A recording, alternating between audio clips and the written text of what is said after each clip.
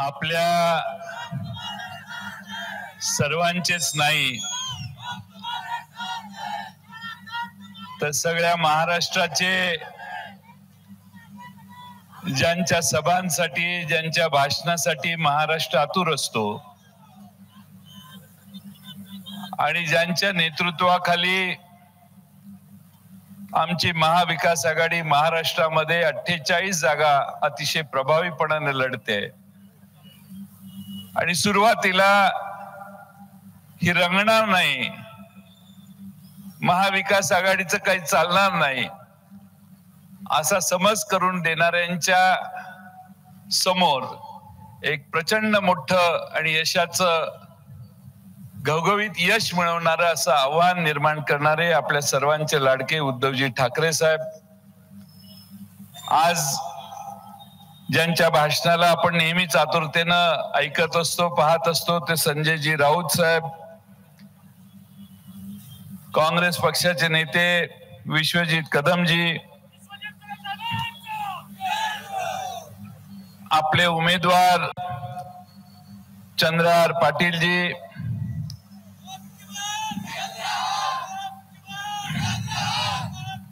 मिलिंद नार्वेकर, नितीन बानुगडे पाटील, पृथ्वीराज बाबा पाटील, संजय बजाज, संजय पवार, सुकुमार कांबळे, सिद्धार्थ जाधव, दिगंबर जाधव, बाबासाहेब मुळीक, संगीताताई हारगे, संजय विभूते, बजरंग पाटील, चंदन चव्हाण, अभिजित पाटील, मनीषाताई पाटील, शंभूराज काटकर, बाळासाहेब पाटील, सर्वच मान्यवर आणि बंधू भगिनींनो, लोकसभेच्या निवडणुका उद्याच्या 7 तारखेला आपण मतदान करून आपलं मत देऊन या देशात पंतप्रधान कोण होणार, कोणाचं सरकार येणार याचा निर्णय करणार आहात.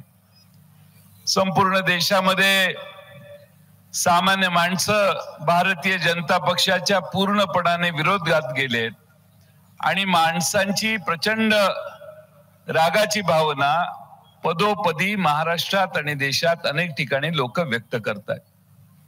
महिन्याभरापूर्वी चित्र वेगळं होतं, पण जेव्हापासून महाराष्ट्रामध्ये उद्धव ठाकरेंचे दौरे सुरू झाले, उद्धवजींच्या जशा सभा सुरू झाल्या, शरद पवार साहेब पायाला भिंगरी घालून जसे फिरायला लागले, तसा महाराष्ट्र पुन्हा एकदा ठामपणाने या दोघांच्या मागे उभा राहतोय असं चित्र निर्माण झालं. महाराष्ट्रामध्ये मराठी माणसांनी तयार केलेले 2 पक्ष फोडण्याचं प्रायश्चित्त भारतीय जनता पक्षाला द्यायचं हा निर्धार मराठी माणसांनी महाराष्ट्रात केलेला दिसतोय. मी आज आपल्या पुरतं सांगत नाही, पण शिवसेना, काँग्रेस आणि राष्ट्रवादी काँग्रेस आमचे सगळे मित्र पक्ष हातात हात घालून आम्ही काम करतोय. अपवाद फक्त सांगलीच आहे. या मतदारसंघामध्ये हा मतदारसंघ शिवसेना आणि काँग्रेस यांच्या चर्चेमध्ये शिवसेनेकडे गेला. शिवसेनेने चंद्रहार पाटील डबल महाराष्ट्र केसरी यांना उमेदवारी दिली. हा त्या पक्षाचा निर्णय आहे, आघाडीचा निर्णय आहे, एकट्या शिवसेनेचा निर्णय नाही. कारण आघाडीतले 48 उमेदवार आम्ही सगळ्यांनी बसून मिळून जे ज्या पक्षाला जागा आल्या त्या पक्षाने निर्णय घेऊन घोषित केल्या. मी माझी सातारची जागा दुसऱ्या कुठल्या पक्षाला चर्चा करून फारशी केली नसेल कदाचित, आणि म्हणून एकदा पक्षाला जागा गेल्यानंतर, निर्णय जाहीर झाल्यानंतर त्याच्यावर चर्चा न करता भारतीय जनता पक्षाला आपल्याला जर पराभूत करायचं असेल तर या नवीन चेहऱ्याच्या मागे आपल्या सगळ्यांनी उभा राहायला पाहिजे. आपण जर आपल्या उद्दिष्टाशी प्रामाणिक असू, महाराष्ट्रामध्ये खरंच आपल्याला भाजपचा चेहरा बुरखा उतरवायचा असेल आणि भाजपचा विरोध करायचा असेल तर महाराष्ट्रात प्रत्येक मतदारसंघ, नुसता सांगली नाहीये, प्रत्येक मतदारसंघामध्ये 3, 4, 5 पक्ष, दोन्ही भारतीय कम्युनिस्ट पक्ष, मार्क्सवादी कम्युनिस्ट पक्ष, समाजवादी पक्ष, शेतकरी कामगार पक्ष, सगळे पक्ष एकसंघपणाने हातात हात घालून काम करतायत. आणि म्हणून माझी आपणा सर्वांना विनंती आहे, ठीक आहे कुणाचा तरी इच्छा होती, नाही झाली मान्य, पण त्याचा अर्थ आपण आपली लढाईची दिशा बदलू शकत नाही. आपण एकसंघपणाने, ताकदीनं, ठामपणानं चंद्रहार पाटील यांच्या मशालीचंच काम केलं पाहिजे. स्टेजवर एक आणि खाली एक अशी भाषा जर आम्ही करायला लागलो तर पंचायत होईल. लोक काय म्हणतात हे फार महत्वाचं नाही. आपली सद्सद्विवेक बुद्धी जागृत ठेवून आपण सगळ्यांनी काम केलं पाहिजे. मी राष्ट्रवादी काँग्रेसच्या सगळ्या कार्यकर्त्यांना सांगतो, माझ्या पक्षात राहायचं असेल, माझ्या बरोबर काम करायचं असेल तर त्यांनी चंद्रहार पाटलांचंच काम केलं पाहिजे. त्यांनी दुसरं इकडं तिकडं केलं तर त्यांना माझा शेवटचा नमस्कार राहील. शेवटी आम्हाला भारतीय जनता पक्षाचा पराभव करताना शिवसेना आणि काँग्रेस दोन्ही पक्ष पाहिजेत. मी महाराष्ट्रामध्ये 10 जागा लढवतोय. 10 जागा राष्ट्रवादी शरद पवार साहेब लढवत आहेत. त्या सर्व ठिकाणी हे दोन्ही पक्ष मला पाठिंबा देत आहेत. दोन्ही पक्ष आम्हाला मदत करतायत. अगदी कम्युनिस्ट पक्षाचे देखील नेते आम्हाला मदत करतायत.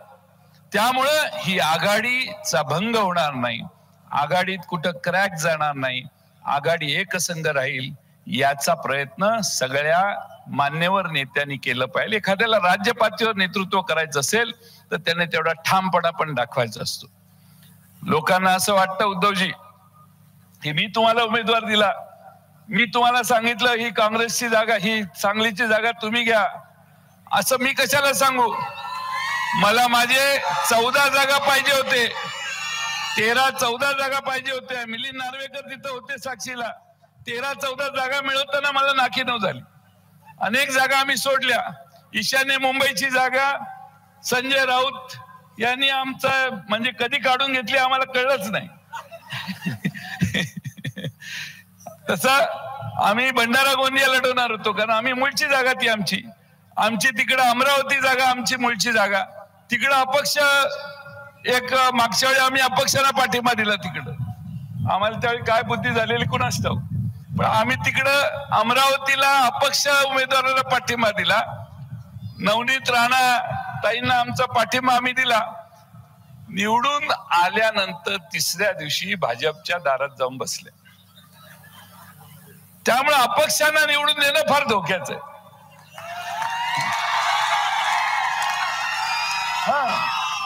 कधी कुठं जातील काय पत्ता नाही. आणि त्यामुळे ज्याला शाहू फुले आंबेडकरांचा विचार मान्य आहे, शाहू फुले आंबेडकरांचा विचार ज्यांना मान्य आहे त्यांना जातीयवादी शक्तींच्या बरोबर लढत असताना ठामपणाने चंद्रहार पाटलांच्या मागे उभा राहायला पाहिजे, हा माझा आग्रह आहे. मला माहिती आहे अनेक जण सोशल मीडियात माझी मापं काढतात, पण ही मी दिलेली किंमत आहे. आघाडीमध्ये मी तुमचा पार्ट आहे, आघाडीमध्ये मी तुमचा पार्ट आहे. अनेक जण माझ्यावर टीका करतात. माझा काही संबंध सांगलीची जागा काँग्रेसनं का शिवसेनेला दिली असा माझा प्रश्न मी करू शकतो, पण मी नाही केलेला तो प्रश्न. तुमच्या दोघातली चर्चा आहे. मी ही जागाही मागितलेली नव्हती, तोंडात भ्रष्ट शब्दही काढलेला नव्हता, कारण मला 13-14 जागा पाहिजे होत्या. त्या माझ्या हळूहळू 10वर आल्यावर मी त्या चिंतेत होतो. ठीक आहे, पण हा निर्णय झाला. एकदा निर्णय झाला की ताकदीनं त्याच्या मागे उभं राहायचं. मला आठवतंय उद्धवजींचा स्वभाव असा आहे, एकदा त्यांचा निर्णय झाला की सूर्य एखाद्या वेळे पश्चिमेला उगवेल, पण त्यांचा निर्णय ते बदलेल. हा मला फार जवळून मागच्या महिन्याभरात अनुभव आलेला आहे. आणि त्यामुळं महाराष्ट्रातला शिवसैनिक त्यांच्या मागे निश्चयानं का राहतो, तर एकदा दिलेला शब्द हा माणूस मोडत नाही, हा विश्वास सामान्य लोकांना आहे. शेवटी प्रत्येकाचं कॅरेक्टर, प्रत्येकाची व्हॅल्यू ही त्याच्या निर्णय क्षमतेत आहे. आपण नरमटळमपणा केला तर आपलं कॅरेक्टर, आपली पर्सनॅलिटी कधी तयारच होणार नाही. पण उद्धवजी ठामपणाने मलाही 2-3 ठिकाणी सांगितलं, जयंतराव आमचा निर्णय झालाय, हा विषय बंद झालाय, तुम्ही हा विषय परत काढू नका. असे अनेक मागच्या 2-3 महिन्यात आमच्या चर्चेत सांगितले. ठामपणा आणि स्पष्टपणा, तुम्ही त्यांचं मार्गदर्शन ऐकाल, मला खात्री आहे. या सांगलीकरांना माझी विनंती आहे की नेता कसा असावा, गंगेत कोरोनाच्या काळात प्रेत वाहून गेली, त्यावेळी महाराष्ट्रात कुठल्याही प्रेताची वासलात विल्हेवाट लावताना योग्य ते संस्कार करून, अंत्यसंस्कार करून नच त्या प्रत्येक प्रेताची विल्हेवाट लावण्याची व्यवस्था आमचे नेते उद्धवजी वर्षा बंगल्यात बसून करत होते. भारतामध्ये 50 लाख माणसं मेली, कोरोनामध्ये मृत्यू झाला. पण महाराष्ट्रामध्ये कोरोनामध्ये ऑक्सिजन कमी पडला, काही हॉस्पिटल कमी पडले, जे झालं, हा नेता 24 तास या सगळ्या सुधारणा महाराष्ट्रात करण्याचं काम करत होता. म्हणून देशामध्ये उद्धवजींचं नाव उत्तम मॅनेजमेंट कोरोनाच्या काळात केली, म्हणून आज देश त्यांचं नावलौकिक नाव घेतो. या महाराष्ट्रात कर्जमाफी मी देणार, त्यांनी त्यांच्या निवडणुकीत घोषणा केलेली. मंत्रिमंडळात आम्ही 6-7 जण होतो पहिल्या आठवड्यात. आता अनेक भारतीय जनता पक्षाचे नेत्यांनी घोषणा केल्या, पहिल्या आठवड्यात आरक्षण देतो, पहिल्या कॅबिनेटला आरक्षण देतो. या नेत्याने पहिल्या मीटिंग मध्ये सांगितलं की प्रस्ताव तयार करा, आणि दुसऱ्या मीटिंग मध्ये महाराष्ट्रात हजारो कोटी रुपयाची शेतकऱ्यांना कर्जमाफी फक्त आणि फक्त उद्धव ठाकरेंच्या पुढाकारामुळे मिळाली. हे मित्रांनो तुम्ही समजून घ्या. आणि म्हणून आज महाराष्ट्र पुन्हा एकदा त्यांच्या मागं, शरद पवार साहेबांच्या मागे उभा राहतोय. आणि म्हणून मी आपल्या सगळ्यांना, मला माहिती आहे त्यांनाही जायचंय, म्हणून देशातली परिस्थितीवर एक शेवटची गोष्ट सांगतो. भाकरी करपली, आचारी म्हणाला तवा बदला. पुन्हा भाकरी करपली, आचारी म्हटला पीठ बदला. भाकरी तरी करपली, आचारी म्हटला पाणी बदला. भाकरी पुन्हा पुन्हा करपली, आचारी म्हटला चूल बदला. तरी देखील परिणाम शून्य, भाकरी करपतच राहिली. आज एकाचीही ह्या सगळ्या वेळी ताकद झाली नाही की आचारी बदला म्हणायची. इतक्या वेळा भाकरी करपली तरी आचारी बदला म्हणायची ताकद झाली नाही. ही भारतीय जनता पक्षाची परिस्थिती आहे. आणि म्हणून तुमच्या माथी महागाई मारणारा, तुमच्यावर बेकारीची कुऱ्हाड लादणारा, तुमच्या देशातल्या आया बहिणींची अब्रू जात असताना त्यावर चकार शब्द न काढणारा जो मूळ मालक आहे तो बदलण्याची वेळ आलेली आहे. आणि म्हणून आम्ही म्हणतो की यंदा आपल्या देशाचा पंतप्रधान आणि देशातलं भारतीय जनता पक्षाचं सरकार बदला. पुन्हा एकदा चांगले दिवस आणायचे असतील, महागाई कमी करायची असेल, जीएसटीतून तुम्हाला मुक्तता घ्यायची असेल, तर पुन्हा एकदा उद्धवजींच्या नेतृत्वाखाली आपण सगळे एकत्रित येऊ. मला खात्री आहे पुढच्या 6 महिन्यानं येणारं सरकार उद्धवजी तुमचंच असणार आहे, दुसऱ्या कुणाचंही नसणार आहे.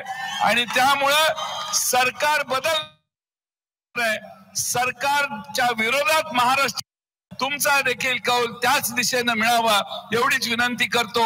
सांगलीला ते आले, खरं म्हणजे तुम्ही येण्याच्या आधी मी इथं उपस्थित राहायला पाहिजे होतं. तर आमचा सत्यजित पाटील शिवसेनेच्या मशालीचा उमेदवार पलीकडं शिरोळला आहे, त्यामुळं मला तिकडं सभेला वेळ झाला म्हणून दिलगिरी व्यक्त करतो आणि आपल्या सर्वांची रजा घेतो. मंडळी, देश विदेशातील प्रत्येक घडामोडींचे लाईव्ह अपडेट मिळवण्यासाठी आता साम टीव्हीच्या सर्व सोशल मीडिया प्लॅटफॉर्मला लाईक, फॉलो आणि सबस्क्राईब करा. तसंच सर्व नोटिफिकेशनसाठी बेल आयकॉन प्रेस करायला विसरू नका.